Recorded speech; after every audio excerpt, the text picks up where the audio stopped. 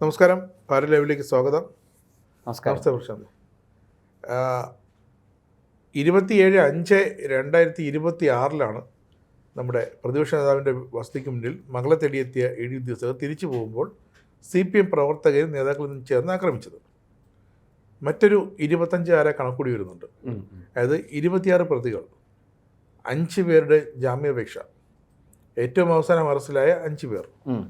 ഈ 5 പേരുടെ ജാമ്യാപേക്ഷ കോടതി ചെന്നപ്പോൾ കോടതി വളരെ വിചിത്രമായെന്നല്ല, വളരെ ഞെട്ടിക്കുന്ന ചില രൂക്ഷമായ ഞെട്ടിക്കുന്ന ചില നിഗമനങ്ങളിലേക്കാണ് കോടതി എത്തിയത്.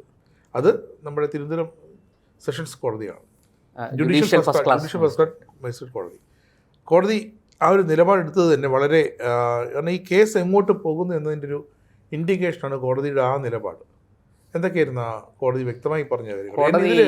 NIA വരുന്നു എന്നൊരു, കാരണം കോടതി പറഞ്ഞു വെച്ച്, Thiruvananthapuram judicial first class magistrate കോടതി പറഞ്ഞത് വെച്ച് നോക്കുകയാണെങ്കിൽ ഈ കേസ് അന്വേഷിക്കേണ്ടത് കേരള പോലീസ് അല്ല, NIA ആണ്. എന്തൊക്കെയായിരിക്കും എൻ്റെ കൂടുതൽ? NIAയുടെ കാര്യം നമുക്ക് രണ്ടാമത് പറയാം. ആദ്യം ഈ കോടതി എന്താണ് പറഞ്ഞത് എന്നുള്ളതാണ്. ഈ പറഞ്ഞതുപോലെ പിണറായി വിജയൻ്റെ മകളെ ചോദ്യം ചെയ്യാൻ ED വരികയും രേഖകൾ പരിശോധിക്കുകയൊക്കെ ചെയ്തിട്ട് മടങ്ങിപ്പോയ ED ഉദ്യോഗസ്ഥരെയാണ് ഇവിടെ ആക്രമിച്ചത്. അവർ സഞ്ചരിച്ച വാഹനത്തെ കല്ലും കട്ടയൊക്കെ കൊണ്ട് ആക്രമിക്കുക, വാഹനം തല്ലി തകർക്കാൻ ശ്രമിച്ചു, അവരുടെ കൂടെ വന്ന ഒരു ഉദ്യോഗസ്ഥയ്ക്ക് പരിക്കേൽക്കുകയും ചെയ്തു. അപ്പോൾ അത് നിസ്സാര സംഭവമല്ല. അവരപ്പം തന്നെ വണ്ടി നേരെ വിട്ട് തമ്പാനൂർ സ്റ്റേഷനിൽ വന്ന് പരാതി കൊടുക്കുകയാണ് ചെയ്തത്. അപ്പോൾ ആ കേസിലാണ് 26 പേരെ അറസ്റ്റ് ചെയ്തത്. അപ്പോൾ അത് അന്ന് തന്നെ, അതായത് ഈ EDക്ക് സുരക്ഷ ഒരുക്കാൻ വേണ്ടി വന്ന നമ്മുടെ തിരുവനന്തപുരം സിറ്റി പോലീസ് കമ്മീഷണർക്ക് കീഴിലുള്ള പോലീസ് സേന, അതിലെ DCP, ഡെപ്യൂട്ടി കമ്മീഷണർ ഓഫ് പോലീസിൻ്റെ നേതൃത്വത്തിലാണ്. ഇല്ലായിരുന്നു. അതുകൊണ്ട് DCPയുടെ നേതൃത്വത്തിലാണ് സുരക്ഷ ഒരുക്കാൻ അവിടെ പോലീസിനെ വിന്യസിച്ചത്. പക്ഷേ അവർക്ക് ഈ പറഞ്ഞതുപോലെ ഇവരുടെ ആക്രമണത്തെ തടയാൻ കഴിഞ്ഞില്ല. പക്ഷെ അവരൊരു ശക്തമായ നിലപാടെടുത്ത് ഇവരെ അറസ്റ്റ് ചെയ്തിട്ടേ പിന്മാറുകയുള്ളൂ. അങ്ങനെ അവസാനം ഏതാണ്ട് അന്ന് തന്നെ ഒരു 6-7 പ്രതികളെ കൊടുത്തു. ഘട്ടം ഘട്ടമായിട്ട് പ്രതികളെയൊക്കെ പോലീസിന് കൈമാറി. ഇവർ ആ ദൃശ്യങ്ങൾ വെച്ചുകൊണ്ട് എല്ലാ വാർത്താ ചാനലുകളും ഇതെടുത്ത് സംപ്രേഷണം ചെയ്തുകൊണ്ടിരിക്കുകയാണ്, ഇവർ കാറിനെ ആക്രമിക്കുന്നതും കല്ലെടുത്തിടിക്കുന്നതും ഒക്കെ. അപ്പോൾ അതുകൊണ്ട് തന്നെ ആൾക്കാരെ വളരെ കൃത്യമായിട്ട് ഐഡൻറ്റിഫൈ ചെയ്യാൻ പറ്റി. ആരും മുഖംമൂടി ധരിച്ചൊന്നുമല്ല ഈ അക്രമ പ്രവർത്തനം നടത്തി. അതിന് സമയം കിട്ടിയില്ല. അപ്പോൾ കൃത്യമായിട്ട് ആളെയൊക്കെ കറക്റ്റായിട്ട് അറസ്റ്റ് ചെയ്തു. മുൻ കൗൺസിലർമാരുണ്ട്, IP ബിനുവിനെ പോലെയുള്ളവർ. അതെല്ലാം കഴിഞ്ഞ് ഈ കേസ് കോടതിയിൽ വന്നു. ഇപ്പോൾ ഇതിൽ പെട്ട ഒരു 5 പേര് ജാമ്യാപേക്ഷമായിട്ട് കോടതിയിൽ പോയി. ഇപ്പോൾ Thiruvananthapuram judicial first class magistrate 3, അവരുടെ പേര് ടാനിയ മരിയ ജോസ് എന്നാണ് ജഡ്ജി. ആ ജഡ്ജിയുടെ നിരീക്ഷണങ്ങളാണ് ഇപ്പോൾ ഈ കേസിനെ ചൂട് പിടിപ്പിച്ചിരിക്കുന്നത്. സത്യത്തിൽ CPM നേതാക്കൾക്ക് ആദ്യം അവർ കരുതിയിരുന്നത് എന്താണെന്ന് വെച്ചാൽ, ഞങ്ങൾ കുറച്ച് പ്രതികളെ പതിവ് പോലെ കൊടുക്കും, പോലീസ് അതും വാങ്ങിക്കൊണ്ട് പോകും, ഈ കേസ് അവിടെ കുറച്ച് ദിവസം കുറേ നാൾ കഴിയുമ്പോൾ ഇതങ്ങ് എഴുതി തള്ളാം. 5 പേരെ കൊടുത്തു, ബാക്കിയുള്ളവരെ പോലീസ് പിടിച്ചു. ഇല്ല, പോലീസ് പിടിച്ചു എന്നൊക്കെ പറയണമെങ്കിലും വാസ്തവത്തിൽ ഇവരെ കൊടുത്തത് തന്നെ. എന്തായാലും ഈ 25-26 പേരെ ഇപ്പം മൊത്തത്തിൽ അറസ്റ്റ് ചെയ്തിട്ടുണ്ട്. അത് പോലീസ് ശക്തമായ നിലപാടെടുത്ത് ഇവരെ കിട്ടിയേ പറ്റുള്ളൂ എന്ന് നിലപാടെടുത്തപ്പോൾ, ഇല്ലെങ്കിൽ ഈ നേതാക്കളെ പോക്കും. അപ്പോൾ നേതാക്കൾ പെടാതിരിക്കാൻ വേണ്ടിയിട്ട് ഇവരെ കൊടുത്തു. അത് പോലീസ് പിടിച്ചതായിട്ട് രേഖകളിൽ എപ്പോഴും വരുള്ളൂ. പക്ഷേ ഈ ജഡ്ജി നടത്തിയ നിരീക്ഷണം, judicial first class magistrate 3 judge നടത്തിയ നിരീക്ഷണമാണ് ഈ കേസിനെ ഇപ്പോൾ വളരെ ഗൗരവത്തിൽ ചിന്തിക്കേണ്ട ഒരു അവസ്ഥയെ കൊണ്ടെത്തിച്ചിരിക്കുന്നത്. അതായത് ഇതൊരു സാധാരണ കേസല്ല. ഈ എൻഫോഴ്സ്മെൻറ്റ് ഡയറക്ടറേറ്റിലെ ഉദ്യോഗസ്ഥന്മാരെ ആക്രമിച്ചു എന്ന് പറയുന്നത് ഒരു രാജ്യദ്രോഹ കുറ്റമാണ്. സാധാരണ നിലയ്ക്ക് നമ്മളിവിടെ പോലീസ് അറസ്റ്റ് ചെയ്യാൻ വന്നു, അറസ്റ്റിനെ തടഞ്ഞു. നമ്മൾ എന്ത് ചെയ്യും?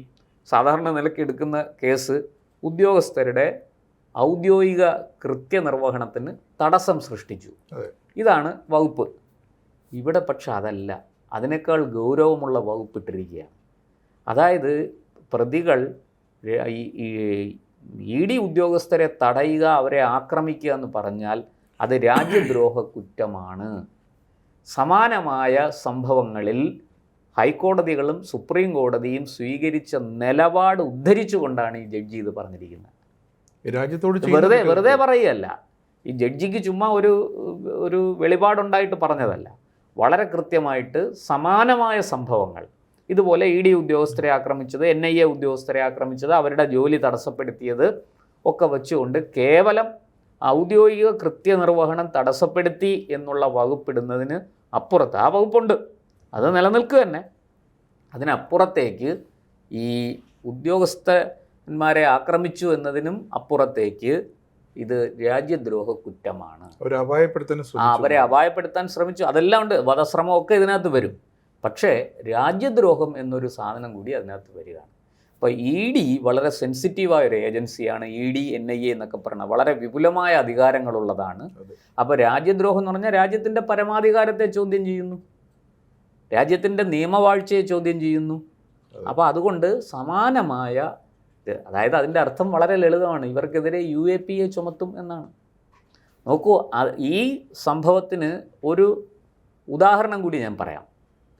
2024 ബംഗാളിൽ ഷാജഹാൻ ഷെയ്ഖ് എന്ന് പറയുന്ന ആളിനെ അറസ്റ്റ് ചെയ്തു. കാരണം അവിടെ EDയെ തടയുകയും EDയെ ആക്രമിക്കുകയും അവരെ പരിക്കേൽപ്പിക്കുകയൊക്കെ ചെയ്തു എന്നുള്ള കുറ്റമാണ്. 2 വർഷം കഴിഞ്ഞു, ഈ ആൾ ഇപ്പോഴും ജയിലിലാണ്, ജാമ്യം കിട്ടിയിട്ടില്ല. അല്ലേ? 820-25 ദിവസമായി ഈ ആൾ ഇപ്പോഴും ജയിലിൽ കിടക്കുകയാണ്, ജാമ്യം കൊടുത്തിട്ടില്ല. അത് സുപ്രീം കോടതി വരെ പോയിരിക്കുന്നു കേസ്, ഹൈക്കോടതിയിൽ ചെന്നു, ജാമ്യമില്ല, കീഴ്ക്കോടതികളിലെങ്ങും ജാമ്യം കിട്ടിയില്ല. അപ്പോൾ ഗുരുതരമായ കുറ്റകൃത്യങ്ങളുടെ പട്ടികയിൽ പെടുന്നതാണ് ഇത്. ഇവിടെ UAPA ചുമത്തിക്കഴിഞ്ഞാൽ, അല്ലെങ്കിൽ UAPAക്ക് സാധ്യതയുണ്ട് എന്ന് മനസ്സിലായാൽ അന്വേഷണം സംസ്ഥാന പോലീസിൽ നിന്ന് മാറ്റി അത് NIAക്ക് കൈമാറും. ഈ വെറും തീവ്രവാദ കേസുകൾ മാത്രമല്ല NIAക്ക് അന്വേഷിക്കാൻ കഴിയുന്നത്, ഇത്തരം കേസുകളും NIA അന്വേഷിക്കും. NIA അന്വേഷിച്ച് കഴിഞ്ഞാൽ, അന്വേഷണം ഏറ്റെടുത്ത് കഴിഞ്ഞാൽ പിന്നെ ഇവർക്ക് ജാമ്യം കിട്ടാൻ വലിയ പ്രയാസമാണ്. കസ്റ്റഡിയിൽ, അതായത് വിചാരണ, ഈ റിമാൻഡിൽ ഇരുന്ന് തന്നെ ഇവർ വിചാരണ നേരിടേണ്ടി വരും. മാത്രമല്ല ഈ ആക്രമിക്കാൻ വന്ന കൂട്ടത്തിൽ കാപ്പ കേസ് പ്രതിയുണ്ട്, കാപ്പ ചുമത്തപ്പെട്ട ആളുണ്ട്. ഇപ്പോൾ എനിക്ക് തോന്നുന്നത് ജാമ്യത്തിലൊക്കെ ആയിരിക്കാം. ഈ കാപ്പ ചുമത്തപ്പെട്ട വ്യക്തി ഉൾപ്പെടെ EDയെ ആക്രമിക്കാൻ വന്നു എന്നാണ്. ഇതിനെക്കുറിച്ച് കേരള പോലീസിനോട് റിപ്പോർട്ട് തേടിയിട്ടുണ്ട് കേന്ദ്രം, NIA റിപ്പോർട്ട് തേടിയിട്ടുണ്ട്, അതുപോലെ കേരള ഗവർണർ കേരള പോലീസിനോട് റിപ്പോർട്ട് തേടിയിട്ടുണ്ട്. ഈ റിപ്പോർട്ടെല്ലാം കിട്ടിക്കഴിഞ്ഞിട്ടേ കേന്ദ്ര സർക്കാർ ഒരു തീരുമാനമെടുക്കുകയുള്ളൂ. വളരെ കൃത്യമായിട്ട് കേന്ദ്ര ആഭ്യന്തരമന്ത്രി വളരെ എന്താ പറയുക, ഗൗരവത്തിലാണ് ഈ സംഭവങ്ങളെ അദ്ദേഹം നിരീക്ഷിക്കുന്നത്. കൃത്യമായിട്ടും ഈ റിപ്പോർട്ടുകളുടെ അടിസ്ഥാനത്തിൽ ഇവിടെ, അതായത് ഇതൊരു ആസൂത്രിതമായ ഗൂഢാലോചനയുടെ ഫലമാണ് ഈ ആക്രമണം എന്ന് കൃത്യമായി തിരിച്ചറിഞ്ഞിട്ട് അതിനനുസരിച്ച് കേസ് NIA കൊണ്ട് ഏറ്റെടുപ്പിച്ചാൽ അത് കേന്ദ്ര സർക്കാരിന് അത് ചെയ്യാം. NIAക്ക് സ്വമേധയാ കേസെടുക്കാം. ED എടുക്കുന്നത് പോലെ തന്നെ NIAക്ക് സ്വമേധയാ കേസെടുക്കാം. അപ്പോൾ NIA സ്വമേധയാ കേസെടുക്കുമ്പോൾ ഇവർ സ്വാഭാവികമായിട്ടും കോടതിയിൽ പോകും. NIAയുടെ അന്വേഷണം നിലനിൽക്കില്ല, കേരള പോലീസ് ഇത് അന്വേഷിക്കുന്നുണ്ടെന്നൊക്കെ പറഞ്ഞ് ഈ പ്രതി ചേർക്കപ്പെട്ട ആൾക്കാർ കോടതി പോകും. പക്ഷെ ആ കോടതിയിൽ അത് നിൽക്കില്ല, അവരുടെ ആർഗ്യുമെൻ്റ് ഒന്നും നിൽക്കില്ല, അവരുടെ ഹർജി തള്ളും കോടതി. അതിന് കാരണം ഇവിടുത്തെ ഈ ജുഡീഷ്യൽ ഫസ്റ്റ് ക്ലാസ് മജിസ്ട്രേറ്റ് 3 ഈ കേസിൽ നടത്തിയിരിക്കുന്ന നിരീക്ഷണമാണ്, തുടക്കത്തിലെ നടത്തിയിരിക്കുന്ന നിരീക്ഷണമാണ്. ഈ നിരീക്ഷണം സത്യത്തിൽ ഈ കേസിലെ പ്രതികളാക്കപ്പെട്ടിരിക്കുന്ന CPM പ്രവർത്തകരെയും നേതാക്കളെയും ജീവിതകാലം മുഴുവനും വേട്ടയാടും. അവർക്ക് ഈ നേരത്തെ ഞാൻ പറഞ്ഞില്ലേ, ഷാജഹാൻ ഷെയ്ഖ് 820-ലധികം ദിവസങ്ങളായിട്ട് ജയിലിൽ കഴിയുന്നു, ജാമ്യം ലഭിച്ചിട്ടില്ല എന്ന് പറയുമ്പോൾ ഇതിൻ്റെ ഗൗരവം നമുക്ക് മനസ്സിലാക്കണം. അവിടെ നിന്ന് CPM നേതാക്കളെല്ലാം മിക്കവാറും ഒക്കെ അഡ്വക്കേറ്റുമാരാണ് എല്ലാവരും. ഈ പക്ഷേ അവർക്ക് ഇതുണ്ടല്ലോ, IPC മാത്രമേ അറിയാവൂ, ഭാരതീയ ന്യായ സംഹിത അവർ നോക്കിയിട്ടില്ല. BJP സർക്കാർ കൊണ്ടുവന്നായതുകൊണ്ട് BNS എന്ന അതിലെ വകുപ്പുകളൊന്നും അവർ വ്യക്തമായിട്ട് നോക്കാൻ ശ്രമിച്ചിട്ടില്ല. IPCയിലും CRPCയിലും ഉണ്ടായിരുന്ന വകുപ്പുകളൊക്കെ തന്നെയാണല്ലോ BNSലും വന്നിരിക്കുന്നത്. അല്ലാതെ BNSൽ പുതുതായിട്ട് വകുപ്പുകൾ ചിലത് കൂട്ടിച്ചേർത്തിട്ടുണ്ട്, ചില ശിക്ഷാ രീതികളിൽ ചില മാറ്റങ്ങൾ വരുത്തിയിട്ടുണ്ട് എന്നുള്ളതിൽ കവിഞ്ഞ് മറ്റതിനെ മുഴുവനും പാടെ തള്ളിക്കളഞ്ഞിരിക്കുകയല്ല. അപ്പോൾ അതെല്ലാം കൂട്ടിച്ചേർത്തുകൊണ്ട് തന്നെയാണ് BNS ഉണ്ടാക്കിയിരിക്കുന്നത്. ഗൂഢാലോചന നടത്തിയ മുതിർന്ന നേതാക്കൾ എല്ലാവരും ഏതാണ്ടൊക്കെ നിയമം പഠിച്ചവരാണ്. അറസ്റ്റിലായിരിക്കുന്നവരൊക്കെ നിയമം പോയിട്ട് അല്ല, പഠിപ്പും വിവരമൊക്കെ തീരെ ഇല്ലാത്തവരാണ്, ആൾക്കാരാണ്. നമ്മൾ ചിത്രങ്ങളൊക്കെ കണ്ടല്ലോ, ചിത്രങ്ങളൊക്കെ വീടിന്റെ ചിത്രങ്ങളൊക്കെ വന്നു. ഞാൻ തിരിച്ചൊരു ചോദ്യം ചോദിക്കട്ടെ. നമ്മൾ ഈ പഠിപ്പും അറിവും ഉള്ള ആൾക്കാർ പണ്ട് നമ്മുടെ നിയമസഭയിൽ കാണിച്ചത് എന്താ? അതെ, ഇവർ തന്നെയാണ് അല്ലേ? ഈ പറയുന്ന ഇപ്പോൾ ശിവൻകുട്ടിക്ക് LLB ഒക്കെ ഉള്ള ആളാണ് അല്ലേ? ആ ശിവൻകുട്ടി എന്താ ചെയ്ത്? സ്പീക്കറുടെ കസേര തല്ലി തകർത്തു, നിയമസഭ വലിയ രീതിയിൽ തല്ലി തകർക്കാൻ ശ്രമം നടത്തി. എന്നിട്ട് അവസാനം മേശപ്പുറത്തൂടെ നടക്കുന്ന കാഴ്ച നമ്മൾ കണ്ട് മുണ്ടും മടക്കി കുത്തി. അവസാനം ശിവൻകുട്ടിക്ക് പ്രഷർ കൂടിയിട്ട് ആ നിയമസഭയുടെ ടേബിളിൽ തന്നെ മലന്ന് കിടക്കുന്ന കാഴ്ചയും നമ്മൾ കണ്ടു അല്ലേ? അപ്പോൾ ഇവർ വിചാരിച്ച നിയമസഭയ്ക്കകത്ത് MLA-മാർക്ക് പരിരക്ഷയുണ്ട് ഒരു പരിധിക്കപ്പുറത്ത്. അവിടെ സ്പീക്കർ തീരുമാനിച്ചാൽ മാത്രമേ നടപടികളുമായിട്ട് മുന്നോട്ട് പോകും. അവിടെ സ്പീക്കർ തീരുമാനിച്ചു കേസെടുക്കാൻ, അതുകൊണ്ട് അതിൻ്റെ വഴിക്ക് പോകുന്നു ആ കേസ്. ഇവിടെ പക്ഷെ പുറത്ത് അങ്ങനെയല്ല. പുറത്ത് ഒന്നാമത്തെ കാര്യം, ഇതിൽ എല്ലാവരും ഇപ്പോൾ MLA-മാരല്ല. സഭയ്ക്കകത്ത് പ്രതിപക്ഷ നേതാവ് ഉണ്ടാവും, പക്ഷേ അങ്ങനത്തെ മകൾ സഭയ്ക്കകത്തില്ല. ഇവിടെ അദ്ദേഹവും മകളും വീട്ടിലുണ്ടായിരുന്നു. അല്ല, അവരെയാണ് ചക്കിനാണോ കൊക്കിനാണോ വന്ന് കൊണ്ടതെന്നുള്ള അവരെ പ്രൊട്ടക്ട് ചെയ്യാനെന്നുള്ള പേരിലാണല്ലോ ഇത് ചെയ്തത്. അവരെ രക്ഷിക്കാൻ എന്നുള്ള പേരിലാണല്ലോ ഇത് ചെയ്തത്. പക്ഷേ രക്ഷാപ്രവർത്തനം ആർക്ക് ശിക്ഷ ആയി മാറുമെന്നുള്ളത് നമുക്ക് ഭാവിയിൽ കാത്തിരുന്ന് കാണാം. അപ്പം ഇവിടെ സംഭവിച്ചിരിക്കുന്നത് ഗുരുതരമായ കുറ്റം. അതായത് ഈ ജഡ്ജി ചൂണ്ടിക്കാണിച്ചിരിക്കുന്നത് സമാനമായ മുൻ സംഭവങ്ങളുടെ അടിസ്ഥാനത്തിൽ പല ഹൈക്കോടതികളും സുപ്രീം കോടതിയും എന്ത് നിരീക്ഷണം നടത്തിയിട്ടുണ്ട്, അതിലൊക്കെ എന്തൊക്കെയാണ് കേസിൽ വിധി വന്നിരിക്കുന്നത്, NIA അന്വേഷണത്തിന് അല്ലെങ്കിൽ അത്തരത്തിലുള്ള കാര്യങ്ങൾക്ക് ആ കേസ് എങ്ങനെ ട്വിസ്റ്റ് ചെയ്ത് വഴിതിരിഞ്ഞു പോയി, ഇതെല്ലാം വെച്ചുകൊണ്ടാണ് ഈ നിരീക്ഷണം നടത്തിയിരിക്കുന്നത്. അതുകൊണ്ട് തന്നെ CPM കേഡേഴ്സ് എന്നല്ല, CPM ഗുണ്ടകൾ അങ്ങനെ പറയുന്നതാണ് ശരി, അവർക്ക് വലിയ തിരിച്ചടി കിട്ടും. അവർക്ക് മാത്രമല്ല, അവരെ ഇതിന് നിയോഗിച്ച നേതാക്കൾക്ക്, ആസൂത്രണം നടത്തിയവർക്ക്, ഗൂഢാലോചന നടത്തിയവർക്ക് ഒക്കെ ഈ കേസിൽ സമാധാനം പറയേണ്ടി വരും. NIA ഈ കേസ് ഏറ്റെടുത്താൽ അത് വരുന്ന ഏതാനും ദിവസങ്ങൾക്കുള്ളിൽ, എനിക്ക് തോന്നുന്നു ഒരു പക്ഷേ മണിക്കൂറുകൾക്കുള്ളിൽ തന്നെ അത് സംഭവിച്ചേക്കാം. ഈ പറഞ്ഞതുപോലെ ഗവർണറുടെ കൈവശം DGPയുടെ റിപ്പോർട്ട് കിട്ടുകയും ആ റിപ്പോർട്ടിന്മേൽ തുടർ നടപടികൾ ഉണ്ടാവുകയും ചെയ്താൽ കേസ് NIA ഏറ്റെടുക്കും. അങ്ങനെ കേസ് NIA ഏറ്റെടുത്താൽ ഈ പറഞ്ഞതുപോലെ വലിയ തിരിച്ചടിയായിരിക്കും CPM-നെ കാത്തിരിക്കുന്നത്. CPM-ൻ്റെ നേതാക്കൾക്ക് ഈ കേസിൽ നിന്ന് അത്ര പെട്ടെന്നൊന്നും ഊരാൻ കഴിയില്ല. ആ വകുപ്പ് അത്ര സ്ട്രോങ് ആണ്. ജാമ്യം കിട്ടില്ല. അനന്തകാലം ജയിലിൽ കിടക്കാൻ യോഗമുണ്ടെങ്കിൽ അതാരെ കൊണ്ടും മാറ്റാനും സാധിക്കും. അതുപോലെ തന്നെ JFMC 3 ജഡ്ജി ഈ മജിസ്ട്രേറ്റ് വളരെ ഓരോ താഴത്തെ ലെവൽ തൊട്ട് താഴോട്ട് പൂട്ടിയാ പോയി. ഇനി 21 പ്രതികളെ 5 പേര് ജാമ്യാപേക്ഷ അറിയാവുന്ന 300 പേർക്കെതിരെ ഉണ്ട്. അതിൽ 200 പേർക്ക് എതിരെയെങ്കിലും കേസെടുക്കാനാണ് പോലീസിന്റെ തീരുമാനം. 300-ൽ 200 പേരെങ്കിലും കണ്ടെത്തുക. അതിലിപ്പോൾ 26 പേർ അറസ്റ്റിലായി. ഇനി 174 പേര്. ഈ 26-ൽ 5 പേർ മുൻകൂർ ജാമ്യാപേക്ഷ സമർപ്പിച്ചപ്പോഴത്തേക്കാണ് ഈ നിർണായകമായ ഈ നിരീക്ഷണം. ഇനി അടുത്ത 21 പേർക്ക് ഇനി വരുന്നു പുറകെ. അല്ല, അവർക്ക് പോകാൻ പറ്റില്ല. അല്ല, എന്തായാലും ഈ കോടതിയിൽ ഇവർ ചെയ്യാൻ പോകുന്ന എന്താണെന്ന് അറിയാമോ? ഈ കോടതിയുടെ നിരീക്ഷണത്തിനെതിരെ, ഈ കോടതിയുടെ നിരീക്ഷണം അസാധുവാക്കണമെന്ന് പറഞ്ഞ് ഇവർ മേൽക്കോടതിയെ സമീപിക്കും, ഹൈക്കോടതിയിൽ പോകും. അപ്പോൾ സ്ഥിതി കൂടുതൽ സങ്കീർണമാവും. ഹൈക്കോടതിക്ക് അങ്ങനെയൊന്നും ഈ കേസിൽ നിന്ന് ഈ നിരീക്ഷണത്തെ അസാധുവാക്കാൻ കഴിയില്ല. കാരണം എന്താണ്? മറ്റു പല ഹൈക്കോടതികളും സുപ്രീം കോടതി തന്നെയും ഈ കാര്യത്തിൽ ചൂണ്ടിക്കാണിച്ചിരിക്കുന്ന ചില കാര്യങ്ങളുണ്ട്. സ്വാഭാവികമായും നമ്മുടെ കേരളത്തിലെ ഈ രാഷ്ട്രീയ അറസ്റ്റും രാഷ്ട്രീയ സംഘർഷങ്ങളിലെ അറസ്റ്റും ജാമ്യവാദമൊക്കെ വരുമ്പോഴത്തേക്കും ശരിക്കും ഹൈക്കോടതി സിംഗിൾ അല്ലെങ്കിൽ ഡിവിഷൻ ബെഞ്ചാണ് ഇത്തരം കാര്യങ്ങളിലേക്ക്, ഇത്തരം നിരീക്ഷണങ്ങളിലേക്ക് ചെന്നെത്തുന്നത്. ഇത് ഞാനതാ പറഞ്ഞത്, താഴെ തട്ടിൽ നിന്നേ താഴോട്ട് പൂട്ടി പോവുകയാണ്.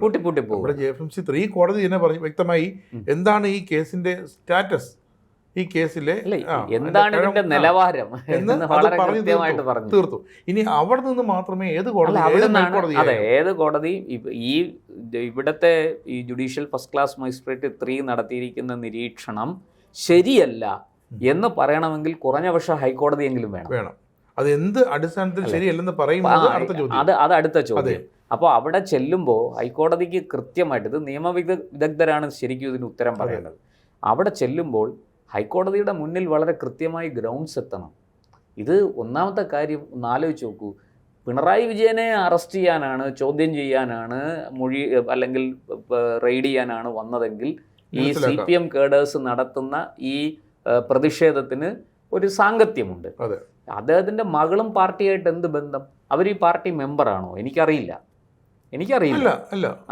പിന്നെ ഈ മകള് നടത്തിയ ഒരു ഇടപാടിനെ സംബന്ധിച്ച ഒരു സാമ്പത്തിക ക്രയവിക്രയത്തെ സംബന്ധിച്ചുണ്ടായിരിക്കുന്ന കേസിലാണ് ED വന്നിരിക്കുന്നത്. അത് അവർക്കത് ചോദ്യം ചെയ്യാനുള്ള റൈറ്റുണ്ട്, അവകാശമുണ്ട്. അവരത് അവരുടെ ഡ്യൂട്ടിയാണ് ചെയ്തത്. അതിന് CPM കേഡേഴ്സ് എന്തിനാണ് ബഹളം ഉണ്ടാക്കുന്നത്? പിണറായി വിജയനെ വേട്ടയാടുന്നു എന്ന് പറഞ്ഞ് ഈ പുകിലെല്ലാം, ഈ കോലാഹലമെല്ലാം ഉണ്ടാക്കിയത് എന്തിനാണ്? ഇതിനൊരു ഉത്തരമില്ല. CPM നേതാക്കൾക്ക് ഉത്തരമില്ല അതിന്. അതാണ് ഈ കേസിലെ ഏറ്റവും വലിയ മെറിറ്റായി മാറാൻ പോകുന്നത്. തീർച്ചയായിട്ടും ഇവർക്ക് കനത്ത തിരിച്ചടി കിട്ടും എന്നുള്ള കാര്യത്തിൽ സംശയമില്ല. ഇവിടുന്ന് മേൽത്തട്ടിലേക്ക് പോയാൽ, മുകളിലത്തെ കോടതികളിലേക്ക് പോയാൽ ഒരു പക്ഷേ ഇതിനേക്കാൾ രൂക്ഷമായ വിമർശനമായിരിക്കും. പക്ഷെ ഞാൻ പറയുന്നത് ഈ പ്രതികളെയൊക്കെ ഞാൻ കുറഞ്ഞ ശിക്ഷ നൽകി, ഇപ്പം ഈ കർമ്മം ചെയ്ത, ഈ കൃത്യം ചെയ്ത പ്രതികളുടെയൊക്കെ അവർക്ക് അനുഭവിക്കേണ്ട കുറഞ്ഞ ശിക്ഷ നൽകി അവരെ ഒന്ന് റിലീസ് ചെയ്യണം.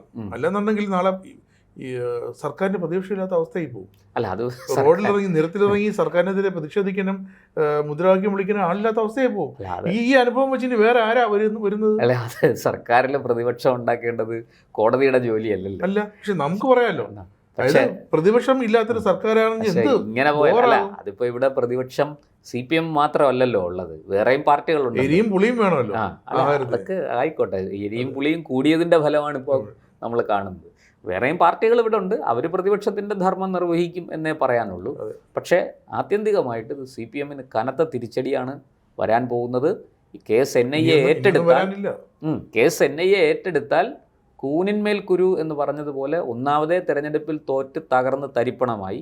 അതിൻ്റെ കൂടെ NIA കൂടെ ഏറ്റെടുത്താൽ CPMൻ്റെ തകർച്ച വളരെ വേഗത്തിലായി. പിന്നൊരു കാര്യമുണ്ട്, CPMന് വേണ്ടി കഴിഞ്ഞ 10 വർഷത്തിന് മുമ്പ് പ്രതിപക്ഷത്തായിരുന്നപ്പോൾ ഈ ഇപ്പോൾ അറസ്റ്റിലായ IPBനോടക്കം നിരവധി പേർ CPMന് വേണ്ടി 10-30ഓളം കേസുകളിൽ പ്രതിയാണ്. CPMന്റെ പ്രതിഷേധങ്ങൾ, പ്രക്ഷോഭങ്ങൾ ആ കേസുണ്ട്. പക്ഷേ അതല്ലാതെ അത് മാറ്റി നിർത്തിയാൽ ബാക്കി എല്ലാ കേസും പാർട്ടിക്ക് വേണ്ടിയായിരുന്നു, പാർട്ടിക്ക് വേണ്ടി സമരങ്ങൾ നയിച്ചതിനൊക്കെ ആയിരുന്നു. പക്ഷേ ഈ കേസിലൊന്നും പാർട്ടി ഇവരെ സഹായിച്ചില്ല എന്നുള്ളതാണ്. സ്വന്തം നിലയ്ക്ക് ആൾജാമ്യങ്ങളും വാങ്ങി ഓരോ കേസിലും ജാമ്യം എടുത്ത്. അതങ്ങനെയാണെന്നേ, എല്ലാ ഒരു പരിധി കഴിഞ്ഞാൽ ഈ രാഷ്ട്രീയ, അതായത് ഇവർക്കെല്ലാം ഇനിയും കേസ് പെൻഡിങ് ആണ്. അപ്പോൾ ഈ കേസിന്റെ മെറിറ്റ് കൂടി വരുമ്പോൾ ഞാൻ പറയട്ടെ, പിണറായി വിജയൻ മാറി മറ്റൊരാൾ കടന്നു വന്നു, ആ വരുന്നയാള് ഇവരെ വേണ്ട വിധത്തിൽ പരിഗണിക്കുമോ? സംശയം തോന്നുന്നുണ്ടോ? ഇപ്പോഴേ പരിഗണിക്കുന്നില്ല. അപ്പോൾ അതൊക്കെ ഈ എന്താ പറയാ, ആരെങ്കിലും പറയുന്നത് നേതാക്കളാരും പറഞ്ഞില്ലല്ലോ, ഞങ്ങൾ നിയമവിദഗ്ധരെ ഏർപ്പാടാക്കി ഇവരെ രക്ഷിക്കും എന്നാരും പറഞ്ഞിട്ടില്ല. കാരണം പാർട്ടിക്ക് വേണ്ടി എല്ലാം ചെയ്തു എന്നാണ് ഇവർ പറയുന്നത്. പക്ഷേ അതൊക്കെ കോടതിയിൽ അതൊന്നും നിൽക്കില്ല. നിയമത്തിന്റെ മുന്നിൽ തെളിവുകളും സാക്ഷികളും ഒക്കെയാണ്. അവിടെ നിങ്ങളുടെ ഈ സംഘടിത ബലം, പാർട്ടിയുടെ സംഘബലം കാണിച്ച് കോടതിയൊന്നും വരട്ടാമെന്ന് വിചാരിക്കേണ്ട. വീണ വിജയന്റെ വാങ്ങിക്കാനും പറ്റില്ല, കാരണം അക്കൗണ്ടൊക്കെ ഫ്രീസായി. അതുകൊണ്ട് കാര്യങ്ങൾ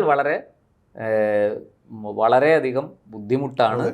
വിചാരിക്കുന്നത് പോലെ എളുപ്പമല്ല. NIA കൂടെ വന്നാൽ ഈ കേസിൻ്റെ സ്വഭാവം മാറി അവർ വരും എന്നാണ് ഇതുവരെയുള്ള വിലയിരുത്തലുകളുടെ അടിസ്ഥാനത്തിൽ നമുക്ക് നൽകാൻ കഴിയുന്ന സൂചന.